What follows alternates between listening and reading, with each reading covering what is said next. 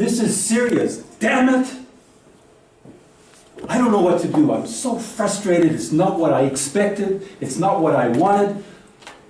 Maybe I'll just go and get drunk. Mr. Toastmaster, fellow Toastmasters, that's how I felt back in 1997 when I found out my second marriage was failing, and it wasn't what I wanted to do. I was very disappointed with what the results were. However, I didn't go to the bar. I decided, you know what I'm going to do? I'm going to go to the gym. And I went up and I signed up for the gym, and guess what? I became a gym rat. And while I was in the gym, I met one of my best companions, C2. And C2 and I did an enormous amount of things together. I have spent, in fact, a lot of time with C2, and we have accomplished a lot together. So I want you to introduce you to C2. C2 is my favorite rowing machine.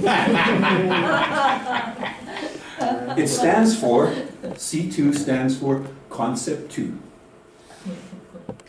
And for some reason, when I was in the gym, the rowing machine kept calling me.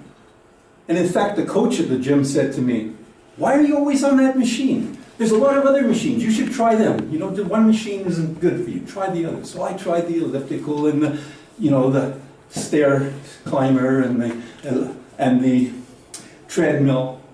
But C2 always called me back.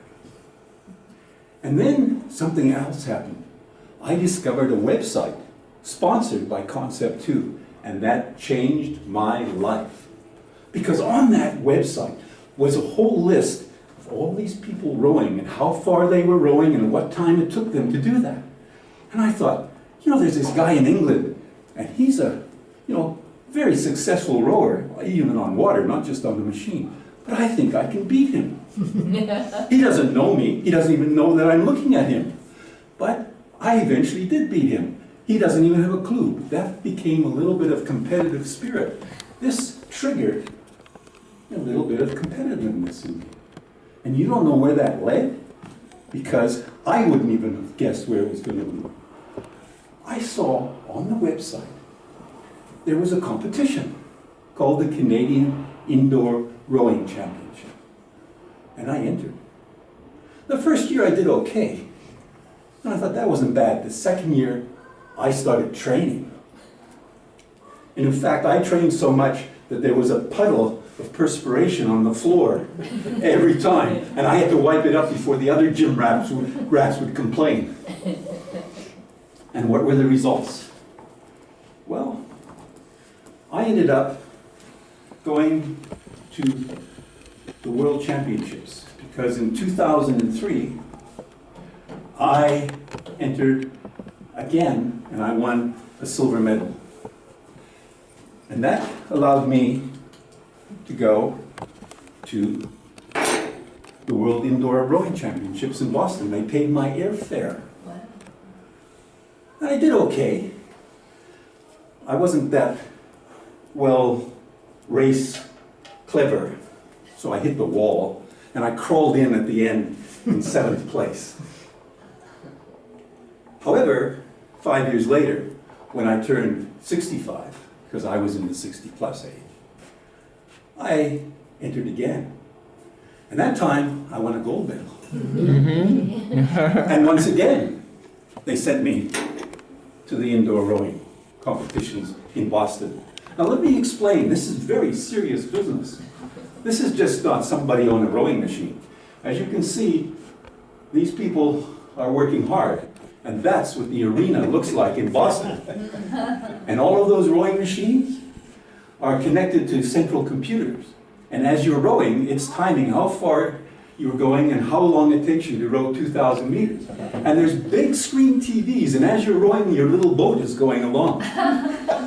So the spectators get excited because there's a lot of spectators supporting you in the arena. And there's even announcers there announcing what's going on. And there's teams from around the world. This team happens to be from China.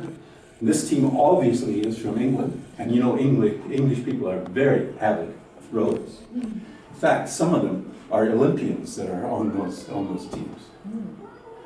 There are people from all age groups, and it is intense. Just look at the faces and look at behind them. There's a coach often shouting at them, row, row, come on.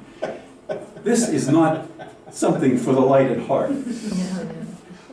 Just, there's the announcer. You can see the announcer with the microphone in the back. You can hear it over the loudspeaker system as we're going. And just look at some of the faces of these people. This is intense.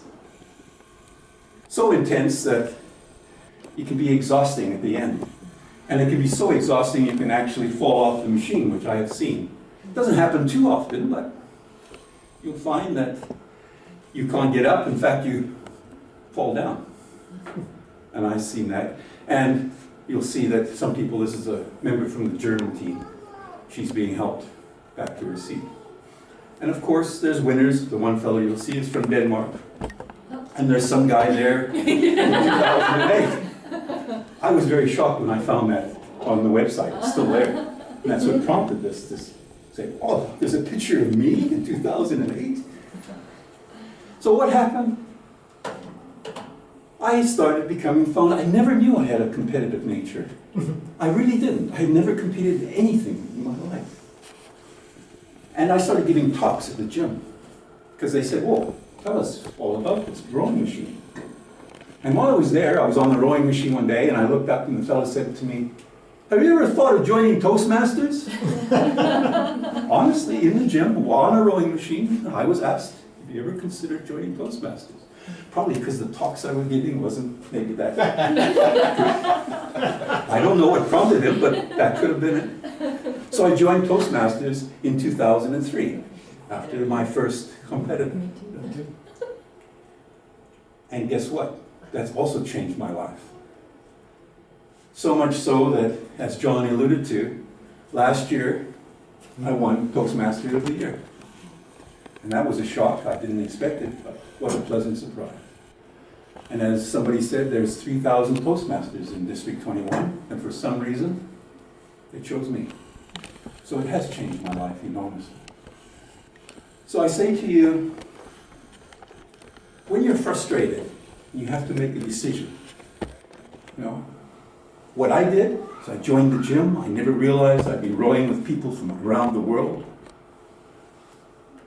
I didn't realize that I would meet people around the world since I joined Toastmasters. I mean, I have visited clubs in Singapore, Australia, Ethiopia, Kenya, South Africa, and I've met people, Toastmasters from around the world.